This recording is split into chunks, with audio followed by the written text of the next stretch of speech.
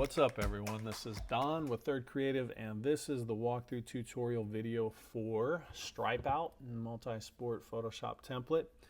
In this video I'm going to walk you through all the layers, cover the processes, and hopefully just cover anything and everything that you might need to know in order to use this template and create the best images possible. Before we jump into it, I want to talk about fonts briefly. There is a font that I really like and have been using a lot this school year. It is getting harder and harder to find good fonts that are free for commercial use. And so I did decide to use and include a font that does require a commercial license. It's the one here on the left. Probably not going to pronounce it correctly, but I believe it's Bulletin. It's currently $22 at Creative Market, and let's take a look at it. There's just so much that I like about this particular font. You can see here it's $22 for the commercial license, but you've got your basic character set, which really looks good as it is, but there's so many stylistic alternates that you can see here, these different swooshes and swashes, and I'm losing my place here, but we can scroll through it and you can kind of get an idea of what I'm talking about. All these variations. It's just a great font. You can see this K here, and that's what I did here. So I think that just adds a little bit to it. Big fan of the font. I think it's worth it, but as always, I want to include some free for commercial use options. So all of these fonts are built in. The one on the left does require a $22 commercial license. This middle one, which is also a script font, and this right one are both free for commercial use. So you have options, it's up to you. I just wanted to touch on that and explain, but if you do go with this Bulletin font, I think you won't regret it. You'll be able to use it on so many things other than just this template. $22, not too bad. All right, now that we have that out of the way, let's jump into it. We're going to be working with a 2x3 vertical file. Keep in mind that almost everything that I cover here would be consistent across the board with all of the other designs. It's generally the same layout. There are a few differences with the horizontal team files, and I'll touch on that towards the end, but otherwise everything is pretty much the same and applies to the other files as well. So let's jump into it. Starting at the bottom, we have a folder entitled Background Layers. If you open that up, you can see we've got quite a bit in here. Let's go to the very bottom. We've got select background color, and so I'm always super thorough, and I may cover some things that are obvious to many of you, but I just want to make sure I cover anything and everything, no matter your skill or experience level. So to change the background color, you would just double click in this little box here. You get your color picker, and you can choose the color that you want. You can go less saturated, more saturated, darker, brighter. Pretty simple to change the background color. Next we have background text and stripe layers. So if I turn that off, you can see what that entails or what that includes. I decided to put this all into one subfolder for a few reasons, and I'll explain that. One, you may, and this goes for more the horizontal files, I think, than these vertical files, but you may find yourself wanting to change the angle. So you can see with this folder selected, I clicked on this anchor point and it allows me to adjust it. So you don't have to worry about selecting multiple layers at one time. You just select this folder and it will allow you to rotate it. But the bigger or more primary reason is that in the event that any of you want to change the color for everything and make it match, more specifically the gradient, you can apply this gradient and it will apply to the entire contents of the folder. So all of the stripes, including the the text here. So you see you have that option. So if we double click the word gradient overlay here, it's going to bring up our layer style panel, and should have you on the gradient overlay tab. I won't go into a thorough lesson on gradients, but if you're not familiar with gradients, you can click on this little gradient window here to get the gradient editor. Now, I've got a ton of gradients that I've used and saved that I can use as a starting point, or sometimes I even find one that's perfect. But the way I have this one set up is a color that is going to be in the middle. So I have 3 color points that you can see here, and I have one in the middle, which is red, and then I went with navy on the outside. So if you want to change these colors, you can click on the little square here and then come down to this color picker, and the same thing, you can pick the color that you want. Now when you do that, I should have stayed in there, when you get to a color that you like, you see this code is highlighted. If you just hold down Control or Command C to copy it, you can copy that code. You'll click OK, come over to the right hand side, click on that, click on the color picker here, and Control or Command V to paste the code. Of course, you can always right click to paste as well, and that will make it to where you have the same exact color on both sides. I'm going to cancel that and cancel that because I don't want to change the colors, but you would then come to the middle one and select the color that you want.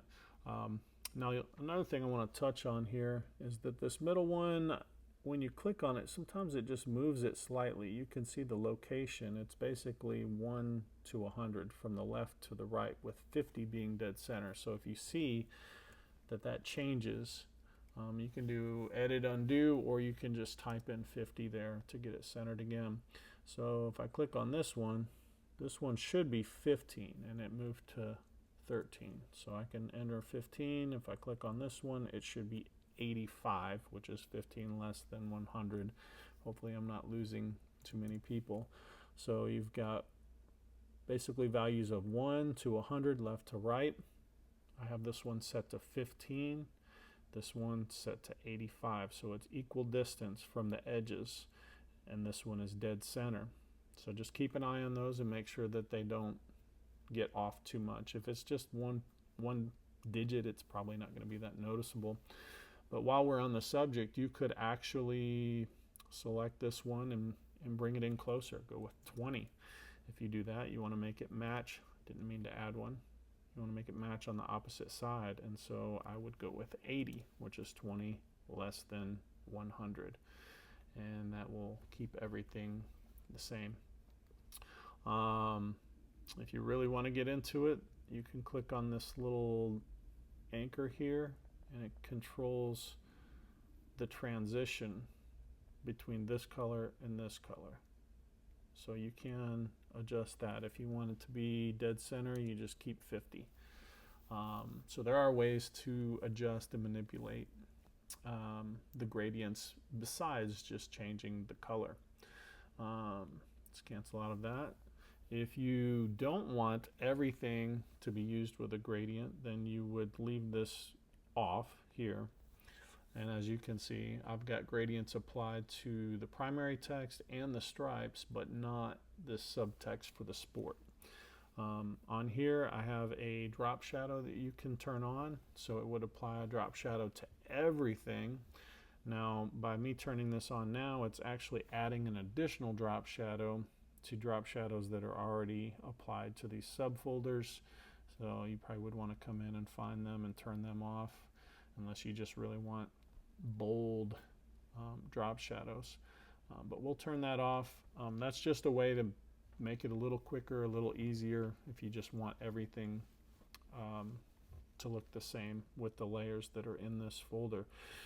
Otherwise, you've got subfolders that you can work with, and you can change them up. So we'll go down to the bottom here where you have your middle stripes. It's the same thing. You've got your gradient overlay. So if I double click that, you can see. So let's say you come up with a gradient overlay that you like, It's important that when you're in this window, and you can always come back and do this, but you click New. And when you do that and you open your gradient editor, you'll see it. So let's go ahead and do it. You'll see it right there at the end. So what that allows you to do is have the same exact parameters, numbers, color codes, all of that, and you'll be able to apply them to other layers or layer folders so that they match, which is what I've done here. Hope I'm not getting too technical here. But that is assuming that you want a gradient.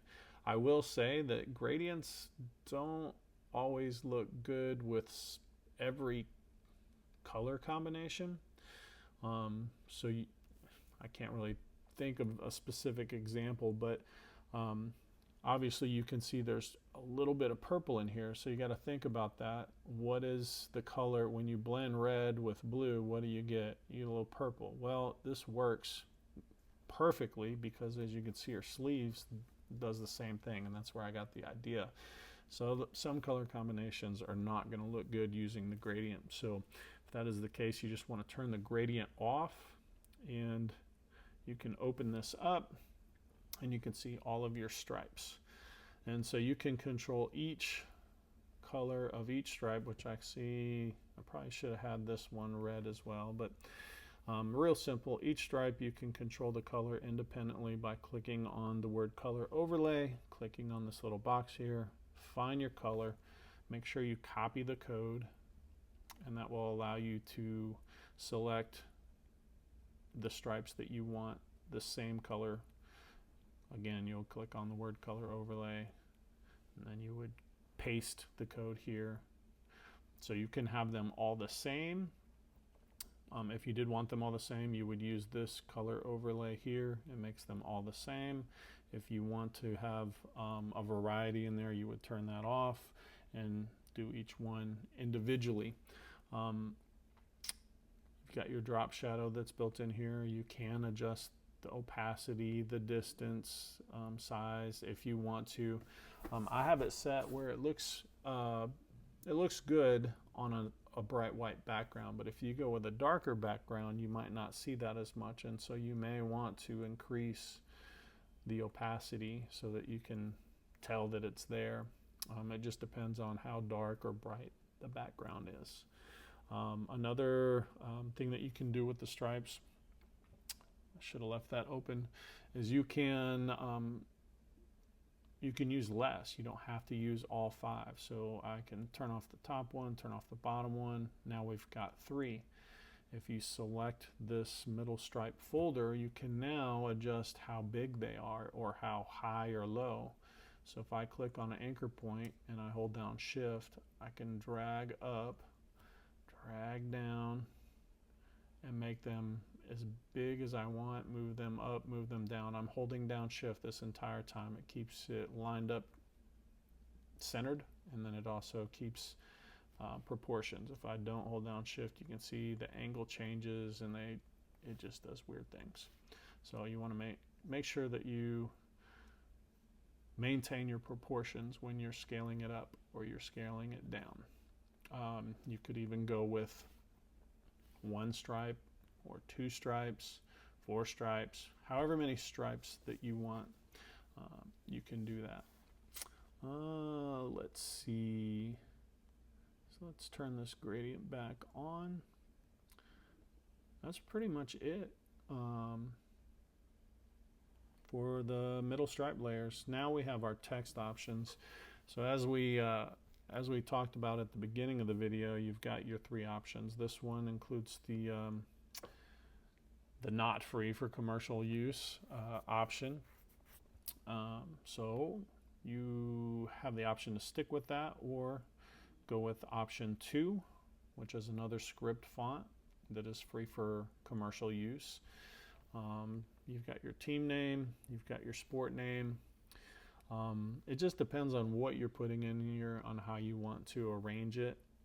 The third option here, if I open it up, same thing, team name, and you've got your sport name.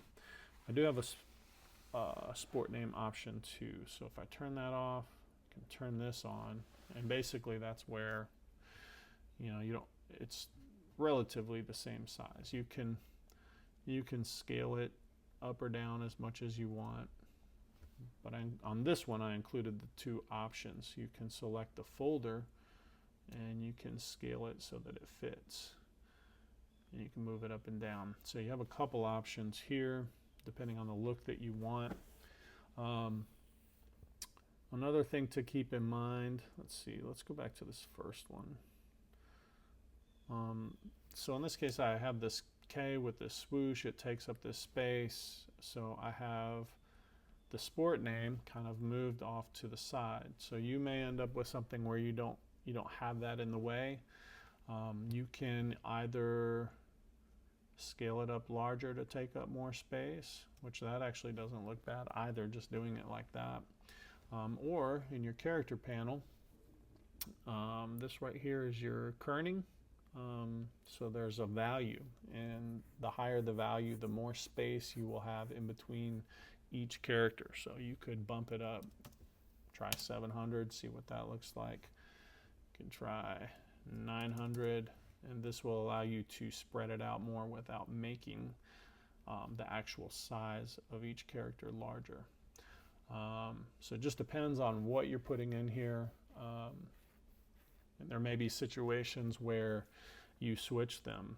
This layer would be like the team name, and this layer would be the sport. And I think I should have had it prepared, but I think I can get there quickly just to give you an idea of what I'm talking about. I've got some sample images. I believe it was cheer. Yeah, here you go. So you can see where I arranged them a little bit differently. I used the team name font layer or text layer for the sport, and I used the sport text layer for the team name. You just have to scale and position them however it fits, however it works for the team that you're working on. So these have the same options.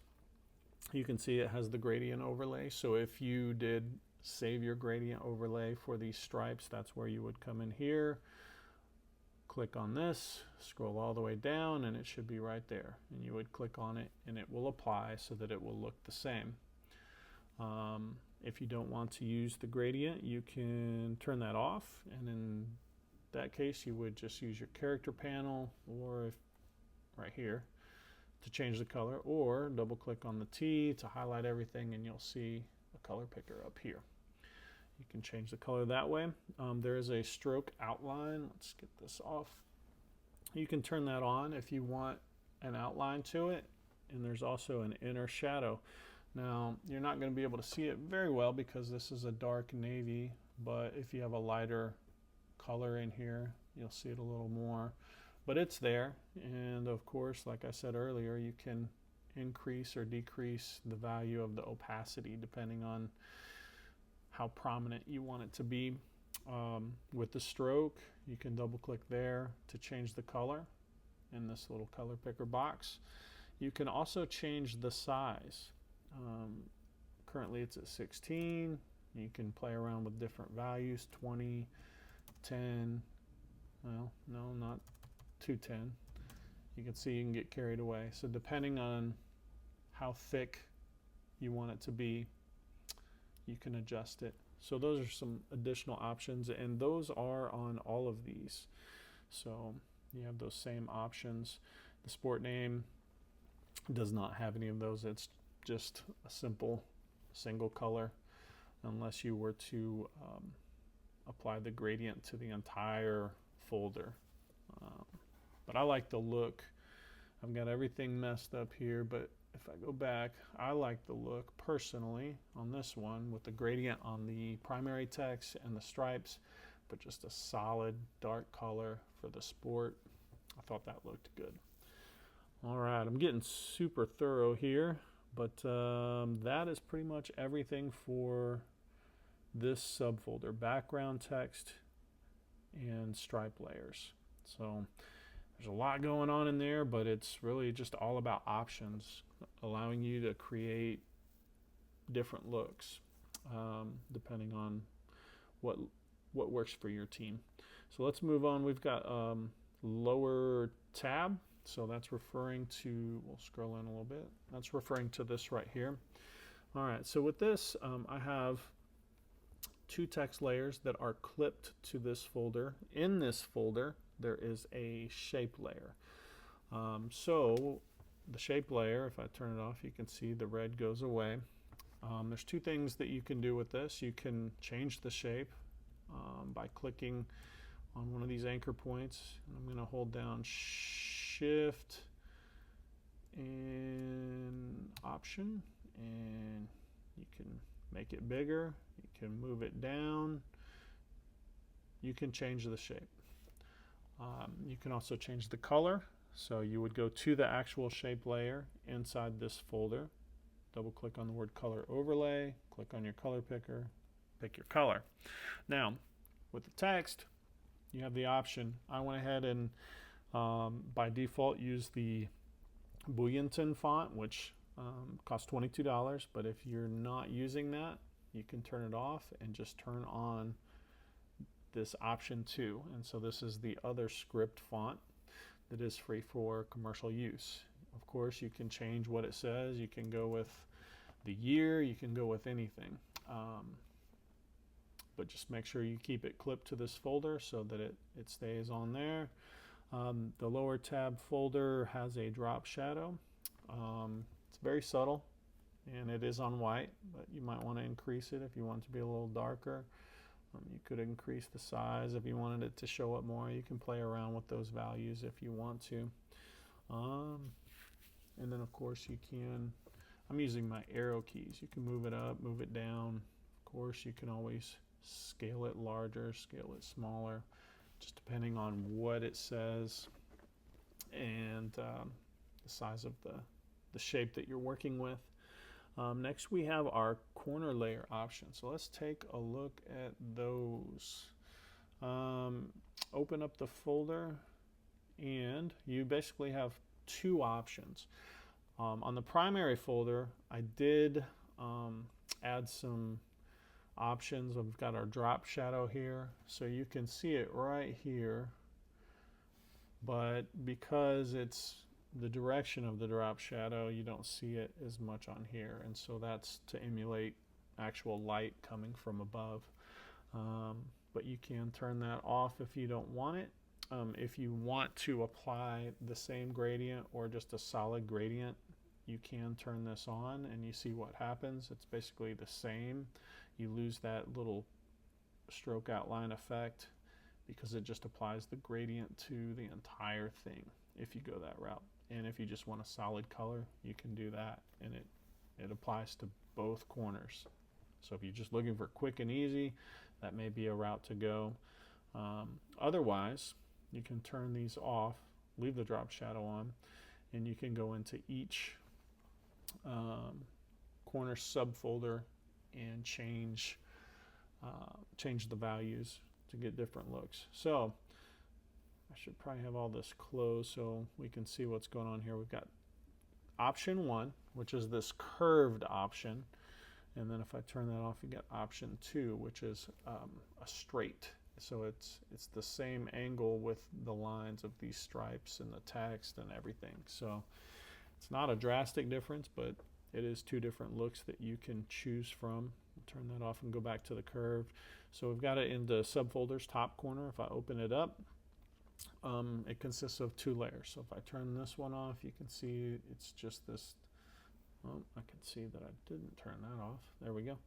You can see what's happening here. I've got one on top of the other. So turn that one off and it looks like that. So for the over corner as opposed to the under corner, I have it set with a gradient overlay. So if you're sticking with the gradient, you can see how it kind of lines up with the gradients that we've used here. You would double click the word gradient overlay, open this up, come down to your saved gradient and click on it so that it matches. You can turn that off. You can go with a solid color. That's up to you. And then I have motion blur, which you can see this blur. I have this applied. You can turn that off to get a cleaner line, but that's up to you as well.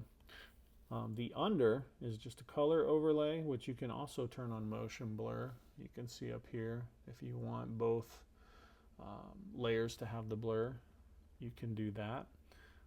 But otherwise, it's just the color overlay. And generally what you would do is you would select the color of the center of your gradient. So in this case, it's red. And that's how you get this blurred look. So you got all kinds of options. You can go with solid colors with no blur. You can go with gradients with no blur. You can come up here to the master folder and just blanket a color or blanket a gradient to it. All kinds of options. So the same thing applies to option 2, which doesn't have the curve, so I won't go through all of that. It's exactly the same. It's just if you want curved or if you want straight lines. 2 options that are in there. So let's see, let's turn all that off and get it back the way it was. Sometimes it's just easier to come to my history and start over. So we'll do that. All right, next we've got exposure vignette. And so that's what creates these dark corners, almost like a spotlight effect. So there's a couple things that you can do here. If you feel like it's too dark around the edges, which I was kind of getting close, you can double click right here.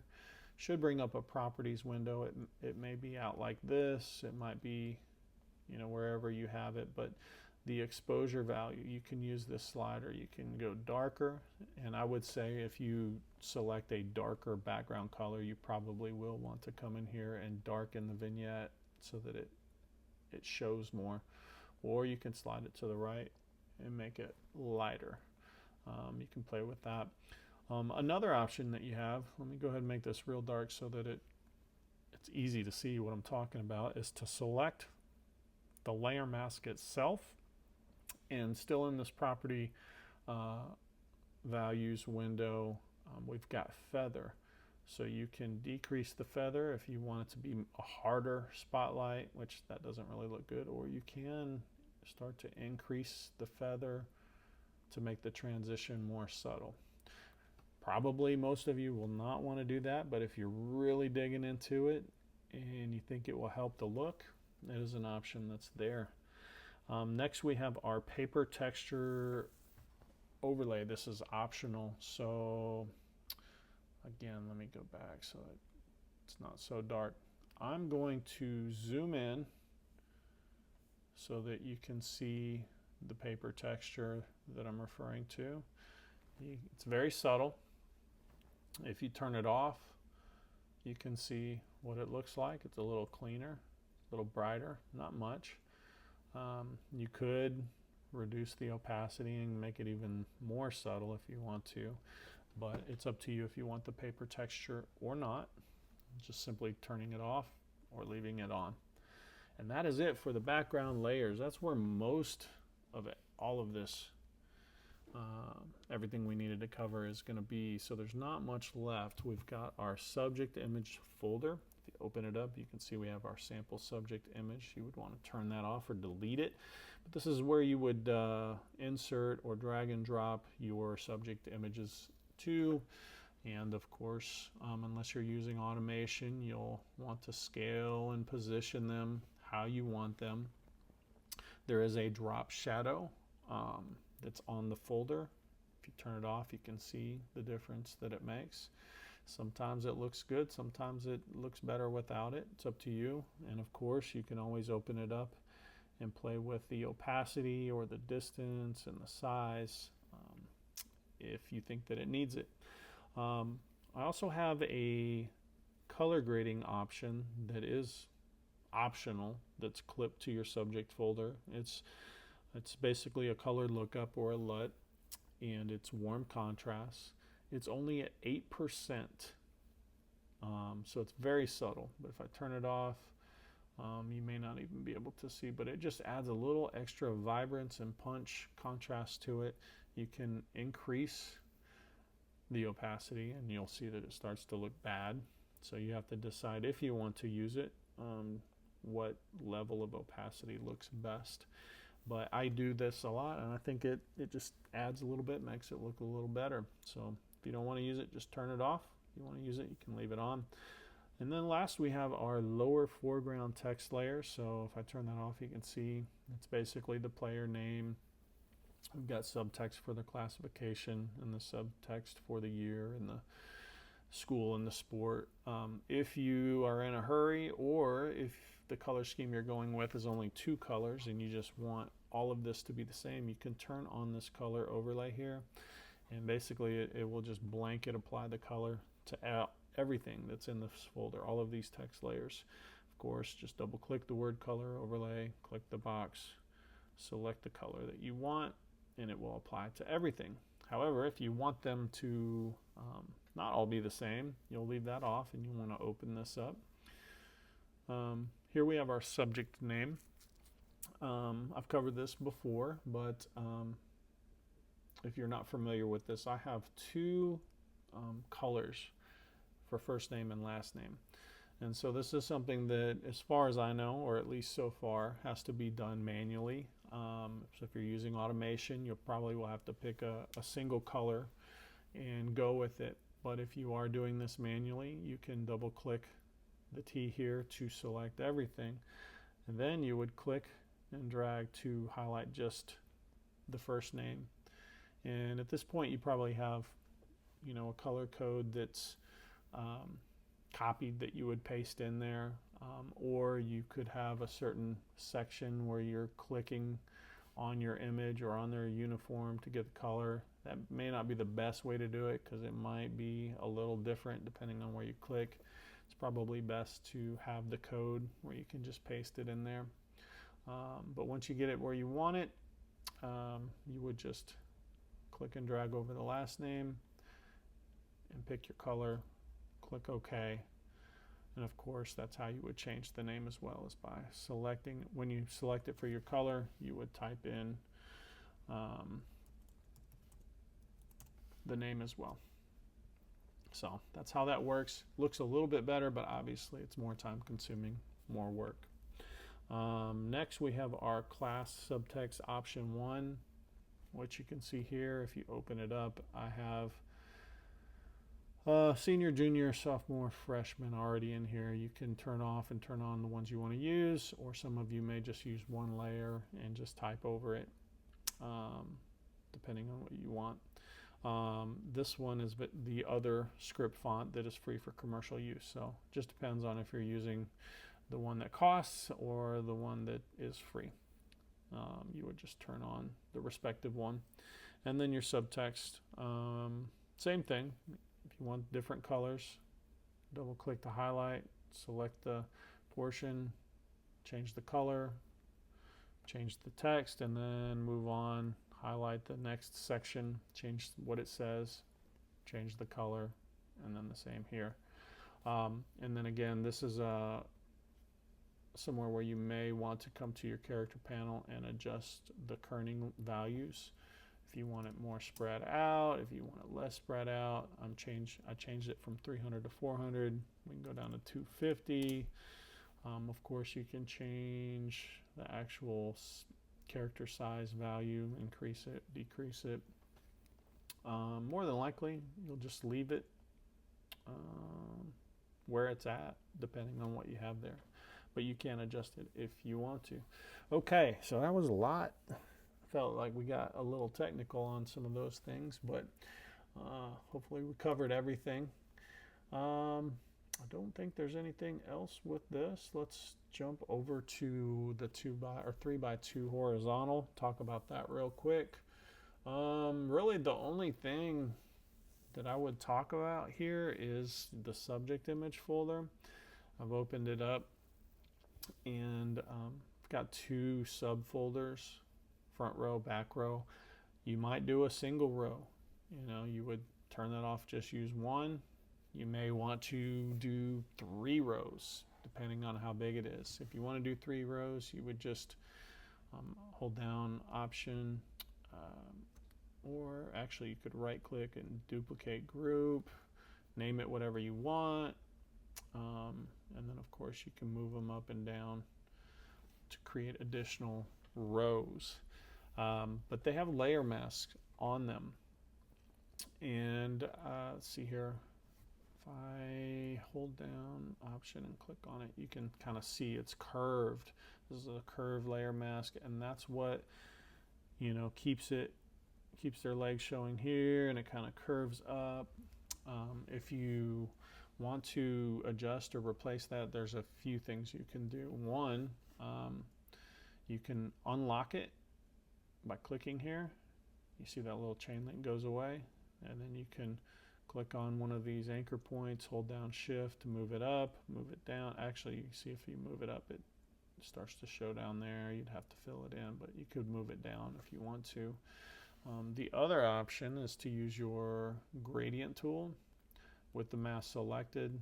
Select your gradient tool. Make sure you have black to white, white to black. And then I hold down Shift, and I've got it backwards, so I'm going to bring it down, and then you just move these anchor points up and down. Hold down Shift to keep it straight, but you can see that's straight across. I didn't like the way that looked, and that's why I had the curved one in there. So if you do end up needing to change it and you want the curve, we'll just leave that gradient like it is. Let's come to our brush, select this mask, and let's see, we need our brush. So what I'm looking for is a soft, let's see, all right, soft round. And the values is up to you, but I usually will go maybe 30 with opacity and 30 with the flow.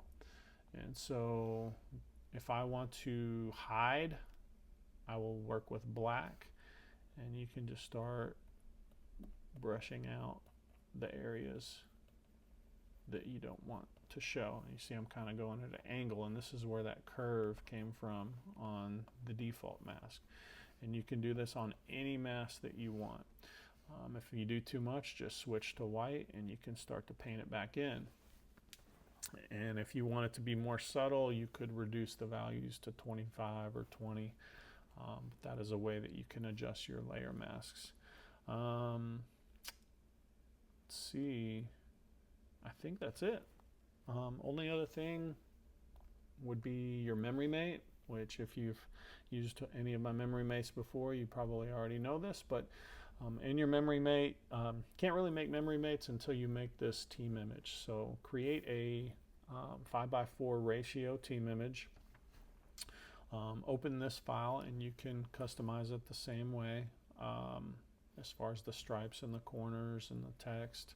But if you open this up, select the existing sample photo, and then you would go to the image that you created, the team image. This is the same exact one. We'll pretend it's different. It's just a matter of clicking and dragging. Now you can probably not hit the check mark yet. I'm going to hold down Shift, click on an anchor point to scale it down. You can make it match pretty much exactly how I have it, if that works, or you can make it smaller, you can make it bigger, you can make it more to the left, more to the right. You can adjust it how you want to, but as long as it's in this folder, it will be in the right order. I'll go ahead and commit that, and we'll turn this old one off. And the drop shadow that is on this folder will apply to give you the three-dimensional look. The other thing I would say is that if you want your subject on the left-hand side and all of this on the right-hand side, it's real easy to do. You could select your team image and then also hold down Control or Command and click on the lower foreground layers. Make sure you have your move tool selected. You can see it's got all of it selected. So now I'm going to click on one of those anchor points. I'm going to hold down Shift, and I'm just going to click and drag to the right. Hit the check mark to commit it.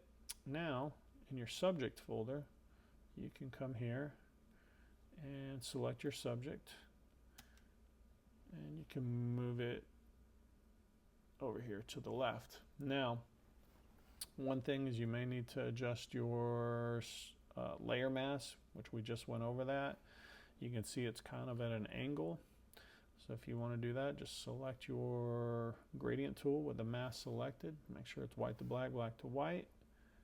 And I always do it backwards. Hold down Shift to keep it straight, and you can just adjust these how you like it. Very simple. All right, that's it. Another long one, another super thorough one. There's a chance I may have forgot something. If I did, shoot me a message or an email, don@thirdcreative.com, and I'm always happy to help out if there's something you're still stuck on, but hopefully not. That's all I got on this one, so time to move on to the next one, and until then, we'll see you.